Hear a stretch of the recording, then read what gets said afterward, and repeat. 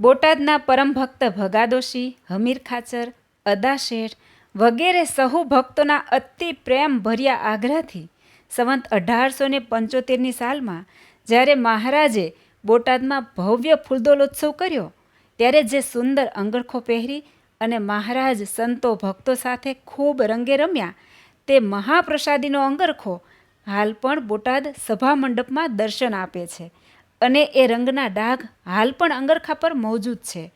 આ ફૂલદોલોત્સવમાં બોટાદના ભક્તોની પ્રાર્થનાથી મહારાજ હોળી ધૂળેટી પર બોટાદ પધાર્યા અને હમીર ખાચરના દરબારમાં મહારાજે ઉતારો કર્યો. એક સોનેરી રંગનો રેટો મહારાજે ધાર્યો અને કિનખાબની ડગલી તથા સુરવાળ પહેર્યા.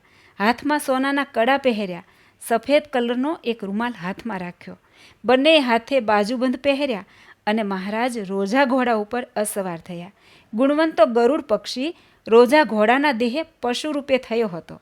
જ્યારે મહારાજ હંસ ગતિએ ચાલતા થકા સહુ સાથે ચાલ્યા ત્યારે દેવતાઓ આકાશમાં દર્શને પધાર્યા.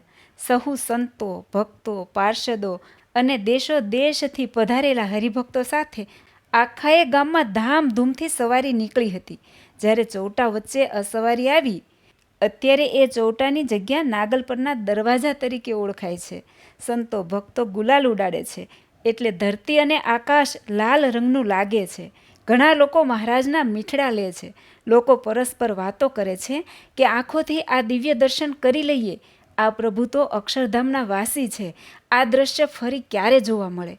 એ વખતે વલીભાઈ નામના એક મુસ્લિમ ભક્તે શરણાઈ બહુ જોરદાર વગાડી અને મહારાજ એમના મધુરા તાનમાં ડોલવા લાગ્યા અને બોલ્યા કે માગો માગો માગો વલીભાઈ, કાંઈક વરદાન માગો.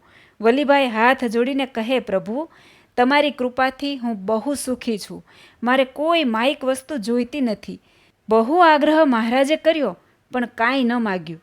ત્યારે મહારાજે હાથમાં પહેરેલા બાજુબંધનો એમના ઉપર અતિ આગ્રહથી ઘા કર્યો અને વલીભાઈને અતિ હરખે આપ્યો.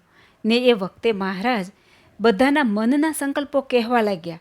ભગવાન સ્વામિનારાયણના ચરણ કમળથી આ મહાપ્રસાદીનું પરમ પાવન બોટાદ ગામ 57 વખત ચરણાંકિત થયેલ છે.